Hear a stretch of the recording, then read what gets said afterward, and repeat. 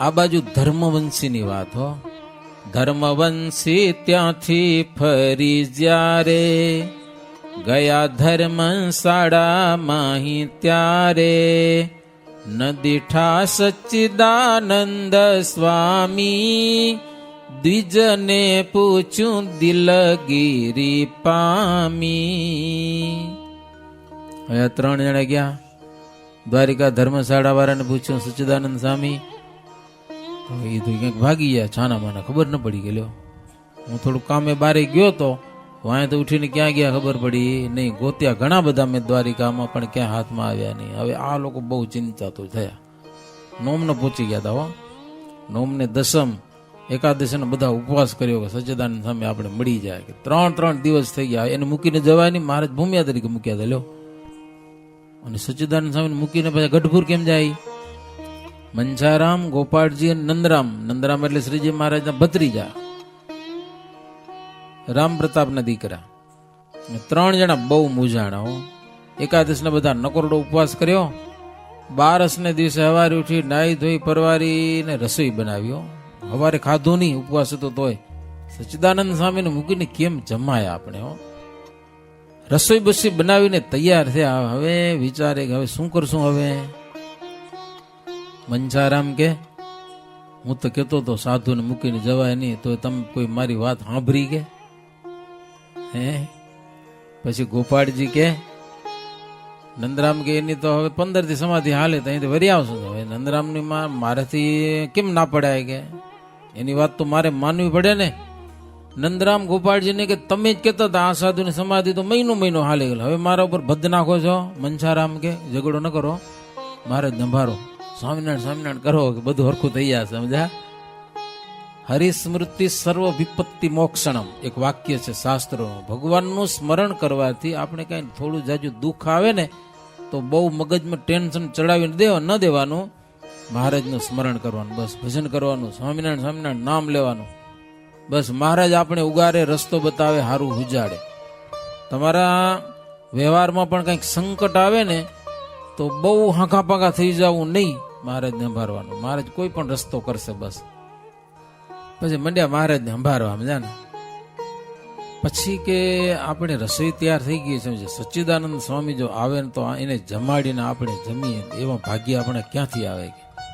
કે મંછારામ કે મારો જમણો હાથ ફરકતો હતો કે કદાચ આવે આજે. ગોપાળજી કે મારી જમણી આંખ ફરકતી હતી કે લ્યો. પછી 3 જણા ઉભા થઈને રસ્તે જોવા ગયા ને તો સચ્ચિદાનંદ સ્વામી દૂરથી કે આવતા હતા. હાથી ઝૂલતો આવે ને, કારણ કે એને ભગવાન દર્શન થઈ ગયા હતા. પ્રગટ ભગવાનના દર્શન થયા એટલે બહુ મોજમાં આવતા હતા સચ્ચિદાનંદ સ્વામી. પછી આ 3 જણા દોડ્યા, એ સ્વામી આવ્યા. મજા પડી ગઈ. દોડીને સચ્ચિદાનંદ સ્વામી પાસે ગયા અને સ્વામીને ચારે બાજુ ચોટી પડ્યા બધા. સમજા ને? બખમાં ઘરાવીને સ્વામીને ભેટી લીધા. સ્વામીને લઈ આવ્યા. એ ગોમતીજીમાં સ્નાન કરાવ્યું, પૈસા દઈને બધી વ્યવસ્થિત સ્વામી નાહી ધોઈ પૂજા પાઠ કરી અને પછી સ્વામીને પારણા કરાવ્યા અને પછી બધા જમ્યા હો. પછી સ્વામીની માફી માગી. સ્વામી ભૂલ થઈ ગઈ અમારી, તમને મૂકીને ભાગી ગયા. ઈ કે સ્વામી કે વાંધો નહીં, બધી ભગવાનની ઈચ્છા છે. જો તમે ન ભાગી ગયા હોત ને તો આ કામ ન થાત પાછું. કે સમજા કે નહીં? તમે પૈસા દઈને બધું છાપું દેવરાવી દે, દર્શન કરાવી દે, ભગવાનના દર્શન થાત નહીં ને વરદાન ન મળે. જે વરદાન મળ્યું એ વાત કરીને એટલે બધા ખુશ થઈ ગયા. સચ્ચિદાનંદ સ્વામી કે મહારાજની ઈચ્છાથી જે થયું બરોબર છે, ચિંતા કરવા જેવું કાંઈ નથી. ભગવાન આપણી ભેગા છે કે જમ્યા કર્યા ને પછી ત્યાંથી નીકળ્યા. 12 પારણું કરીને પછી ભગવાનને સંભાળતા ગઢપુર આવ્યા છે. ગઢપુરમાં આવ્યા, એ બધી વાત કરી. એ સંતોની સભા થઈ, વાત કરીને સચ્ચિદાનંદ સ્વામી દર્શન દીધા. એ તો વાત જ ન કરી. સમજા ને? ગોમતીજીમાં શું થયું, આરામણામાં શું થયું, પછી 11 ઉપવાસ થઈ ગયા. આ બધી વાત કરીને સંતો બહુ ચિંતામાં આવી ગયા કે દ્વારિકાની યાત્રા કેમ કરશું. અને પછી સચ્ચિદાનંદ સ્વામી વાત કરી કે દ્વારકાધીશે મને દર્શન દીધા છે અને એ આખા પરિવાર સહિત વડતાલમાં આવીને નિવાસ કરશે એમ ભગવાને મને કીધું. કે દ્વારિકાની યાત્રા અત્યારે કઠિન છે એટલે વડતાલમાં બધી થઈ જશે. ત્યાં બધા ગઢપુરમાં એ સંતો ભક્તો બધા રાજી થયા હો. આવી એક શ્રીજી મહારાજે લીળા કરી. અયોધ્યાવાસી પાસે યાત્રા કરાવી અને પછી મહારાજ એક ઉત્સવમાં આવ્યા વડતાલમાં. તો હવારમાં બધાને એક પ્રકારનું સ્વપ્ન, સંતો હરિભક્તો બધાને કે દ્વારકાધીશ વડતાલમાં આવ્યા છે, ગોમતીજી વડતાલમાં આવ્યા, રૂક્ષ્મિણીજી વડતાલમાં આવ્યા, આવું બધા દર્શન થયા. સભામાં હવારે આવીને મહારાજને કે મહારાજ મને આવું સ્વપ્ન આવ્યું, મને આવું સ્વપ્ન આવ્યું, મને આવું સ્વપ્ન આવ્યું, બધાને એક જ જાતનું સપનું. મહારાજ કહેતો હતા ભગવાન આવી ગયા, હાલો જાય વડતાલ. પછી ત્યાં ઉત્સવ કરેલો છે અને ત્યાંની છાપુની શરૂઆત કરી છે. હવે તો ત્યાં આપણે છાપુ નથી લેતા, છાપુ છપૈયામાં ગઈ, ત્યાં લેવાય છે. ગોમતીજી છે, દ્વારકાધીશ છે, રણછોડરાય છે. આ કથા સાંભળ્યા પછી હવે એવો વિચાર ન કરો કે આપણે બેટ દ્વારકા જવાની જરૂર નહીં, હવે તો સરળ થઈ ગયું છે, જઈ શકાય, સમજા કે નહીં, ત્યાં યાત્રા કરા. આ એક લીડા તેથી બહુ કઠિન હતું, એટલે મહારાજે આવી એક લીડા કરી અને દ્વારકાધીશ વડતાલ આવીને વસ્યા. અને વડતાલનો જબરજસ્ત મહિમા છે ભક્તજનો. એ ક્યાંય ને ક્યાંયથી લોકો આવે છે, પૂનમ ભરે છે. પૂનમને દિવસે તો દર પૂનમનો મોટો ઉત્સવ હોય, માણસો ક્યાં માય નહીં, દર્શન કરવા જવાય નહીં. મુંબઈથી સ્પેશિયલ આખી ટ્રેનું ભરીને આવ્યો. ગવર્મેન્ટને ખબર છે કે પૂનમને દિવસે વડતાલ ટ્રેન લઈ આવી પડશે, મુંબઈથી આખી ટ્રેન ભરાય. બોલો, દર પૂનમના એટલા માણસો આવે છે ને પૂનમને દિવસે હજારો માણસો દર્શન કરે છે. તો આવી ભગવાનની લીળા છે ભક્તજનો. મહારાજે આજે પૂજાની શરૂઆત કરી, તો આપણે દરરોજ પૂજા કર્યા વિના, જ્યાં સુધી શરીર હાલે ને ત્યાં સુધી હવારે પૂજા કર્યા વિના ખવાય પીવાય નહીં. સુણી મુનિ તણી કાષ્ટની કહાણી, દિલગીરી સૌજન ને દિલે ભરાણી. પણ વિચરણ દ્વારિકેશ કેરું, સુણી ઉપજ્યું સુખ સર્વને ઘણેરું. इति श्री बिहारी लाल जी आचार्य विरचित हरिलीलामृते अष्टम कलश चिंतानंद वर्णिंद्र भय सिंह संवादे धर्मवंशी यात्रा करण नामा सप्तत्रिंशत्तमो विश्राम. सहजानंद स्वामी महाराजनी जय. બધાને જય સ્વામિનારાયણ. હવે આપણે સંતોના આશીર્વાદ લેવાના છે, બરોબર ને? વર્ણિવેશરમણીય દર્શન મંદહાસુરુચિરાનનંબુજમ પૂજિતમ સુરનરોત્તમૈર્મુદા ધર્મનંદનમહં વિચિંતયે. ભગવાન સ્વામિનારાયણ આ દિવ્ય બ્રહ્મસભામાં ઉપસ્થિત પ્રાતસ્મરણીય વંદનીય પૂજનીય તમામ સર્વ બ્રહ્મનિષ્ઠ સંતો અને સભામાં ઉપસ્થિત તમામ સર્વ હરિભક્તો બધાને ભાવ પ્રેમથી ઘણા જય સ્વામિનારાયણ. એવી અદ્ભુત કથા આવ્યો. આપણે કોઈ પણ નાના નાના ચરિત્રોમાંથી ઘણો બધો સદુપદેશ મળે છે.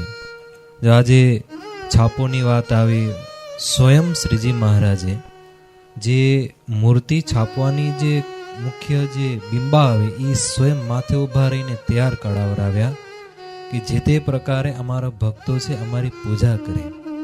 પ્રથમના 48ના વચનામૃતમાં મહારાજ કહે છે કે સવારે ઉઠી અને બધા હરિભક્તો તમે પૂજા કરજો, નરનાણ દેવની મૂર્તિ તમને લખાવી આપશું.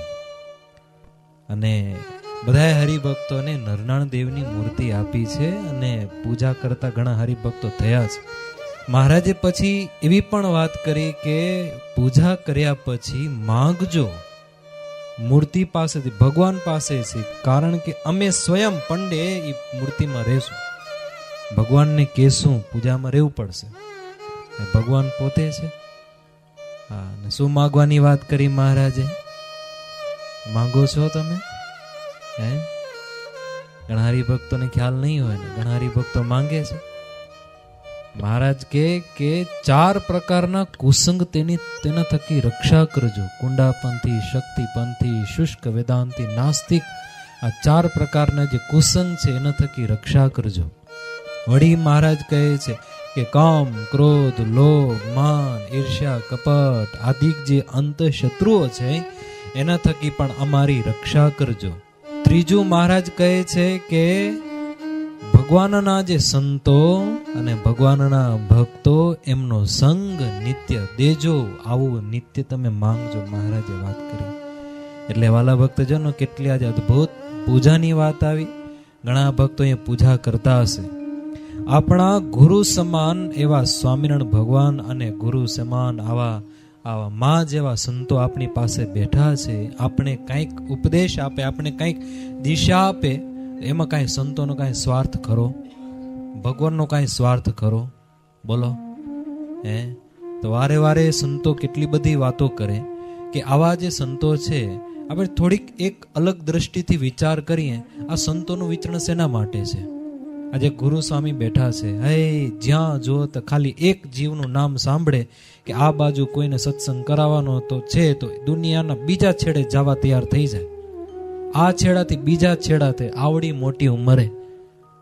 તમને સ્વામીની વાત કરું, માંડવીમાં સ્વામીને તાવ આવી ગયો તો ગાંધીધામમાં એક હરિભગતની વાત આવી, સ્વામી તમે આવો તો કંઠી બાંધે છે એવો જીવ, ઊભા નતા થઈ શકતા, સ્વામી તો ઊભા થઈ ગયા, વહેલા પહોંચી ગયા ખાલી એક જણાને કંઠી બાંધવા માટે. આમાં કાંઈ સ્વાર્થ ખરો? સ્વામીનો કાંઈ સ્વાર્થ ખરો?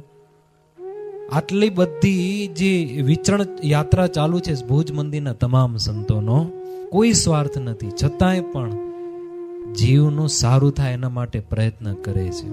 સ્વયં મહારાજા પૃથ્વી પર પધાર્યા, એ પણ એક પ્રયત્ન મહારાજે કરેલો કે આ બધાએ જે મુમુક્ષુ જીવ છે એ મારા ધામની પ્રાપ્તિ કરી જાય, મારી પ્રાપ્તિ કરી જાય, મારી સેવા કરી લે. સમજી ગયા? હવે ખાલી એક અલગ એંગલ આપું. ઘણા બધા સંતો વાત કરે કે આ સંતો છે, માની લો કે ભુજમાં બેઠા હોય તો સંતોને બીજું કોઈ ચિંતા નથી, ખાવા માટે પીવા માટે ભુજ મંદિર આપે છે, વસ્ત્ર પહેરવા માટે ભુજ મંદિરમાંથી મળી જાય છે, કદાચ બીમાર થાય તો કરોડો સુધીનો ખર્ચો પણ નરનાળ દેવ પૂરે છે, તો સંતોને કોઈ ચિંતા નથી. છતાંય પણ બધું જ સુખ સુવિધા મૂકી કરીને ગામો ગામ વિચરણ કરે છે, ખાવા પીવાનું પણ કાંઈ ધ્યાન રાખતા નથી. શેના માટે? તો સામે આ મુમુક્ષુ જીવ છે એનું સારું થાય. આવા ગુરુ જેવા બધાય સંતો આપને મળ્યા છે, આપણે કંઈક ઉપદેશ આપે છે. આપણે સ્વયં શ્રીજી મહારાજ વચનામૃતમાં કહ્યું ગુરુરૂપ શ્રીહરિ, એક શબ્દ વાપર્યો છે, ગુરુરૂપ શ્રીહરિ આપણે કંઈક કહે છે. એટલે આવા વચનામૃતોમાં ને આવા જે શાસ્ત્રો છે એમાં કેટલી બધી સરસ વાતો કરી છે કે પૂજા કરવી જોઈએ, પછી ધર્મનું પાલન કરવું જોઈએ. તો એ કરશું તો સામે જીવનું રોડું થાય. જો એક વાત કહું, વચનામૃતમાં શ્રીજી મહારાજે વાત કરી છે કે દ્રષ્ટાંત આપીને, ગાય, બળદ, ભેંસ જે ઢોર બાંધેલો હોય, જ્યાં સુધી એના વાડાની અંદર હોય, બાઉન્ડ્રીની અંદર, ત્યાં સુધી એની સલામતી હોય ને સલામતી. અંદર હોય એને ખાવા પીવાનું એનો જે માલિક હોય પૂરું પાડે, પણ બાઉન્ડ્રીથી જ્યારે પગ બારે મૂકે તો કોઈક આવીને ધોકે મારે અથવા તો વાઘ આવીને ખાઈ જાય. પછી બારે પગ મૂક્યો એટલે એની જવાબદારી હવે માલિકની નહીં, એ પોતે જાણે, એનું કામ જાણે. તેવી જ રીતે આપણે જે ધર્મ મર્યાદા શ્રીજી મહારાજે સ્વયં જે આપણે સત્સંગમાં બાંધી આપી છે, શિક્ષાપત્રીની જે મર્યાદાઓ છે એ બાંધી આપી છે, એની અંદર જ્યાં સુધી આપણે રહેશું બાઉન્ડ્રીની અંદર, ત્યાં સુધી આપણા ધણી એવા પુરુષોત્તમ નારાયણની આપણી ઉપર નજર રહેશે. પણ જો બાઉન્ડ્રીથી બારે ધર્મ મર્યાદા ઉલ્લંઘન કરીને આપણે બારે જાશું તો પછી મહારાજ કહે છે કે તમે પોતપોતાની રીતે. 8મા અને 9મા શ્લોકમાં મહારાજે શું વાત કરી? શિક્ષાપત્રી પ્રમાણે વર્તશો, આ લોક અને પરલોકમાં સુખી, અને એ શિક્ષાપત્રી ઉલ્લંઘન કરશો તો આ લોક અને પરલોકમાં દુખી. શું કામ દુખી કહી દીધું? કે બાઉન્ડ્રીથી ઉલ્લંઘન કરી ગયા, પોતપોતાની રીતે. હવે તમે જાણો, તમે તમારું કામ જાણો. સમજી ગયા? એમ શ્રીજી મહારાજ કહે છે. આ કેવી અદ્ભુત કથા આવી કે પૂજા કરજો. એટલે જો બધા હરિભક્તો, અમે ઘણા બધા સત્સંગીઓ છે પૂજા કરે છે, પણ કેટલાક એવા હરિભક્તો છે કે આળસના કારણે હજી જેવી જોઈએ એવી પાકી પૂજા નથી કરતા. સમજી ગયા? ભલે આપે મૂર્તિ સ્ટીલની ફ્રેમ હોય ન હોય એનાથી મતલબ નથી, પૂજા વ્યવસ્થિત આવી છે. ઘણા હરિભક્તો છે ટાવલથી પૂજા કરી લે, એમે ના ચાલે. ઘણા હરિભક્તો છે એ પેન્ટ પહેરીને પૂજા કરી લે, ટી શર્ટ સાટી પહેરીને પૂજા કરતા હોય છે. થોડુંક આટલી જે કાચાશ હોય ને એ પૂરું કરી લેવું જોઈએ આપણે, બરોબર? જો સરસ વાત આવી અને આપણે આશીર્વાદ દેવા માટે આવા બ્રહ્મનિષ્ઠ સંતો પધાર્યા છે, તો હું પૂજ્ય ગુરુસ્વામી એવા સદગુરુ પુરાણી સ્વામી બાલકૃષ્ણ દાસી સ્વામીને વિનંતી કરીએ આપણે બધાએ કે સ્વામી બધા જ હરિભક્તોને રોડા રોડા આશીર્વાદ આપે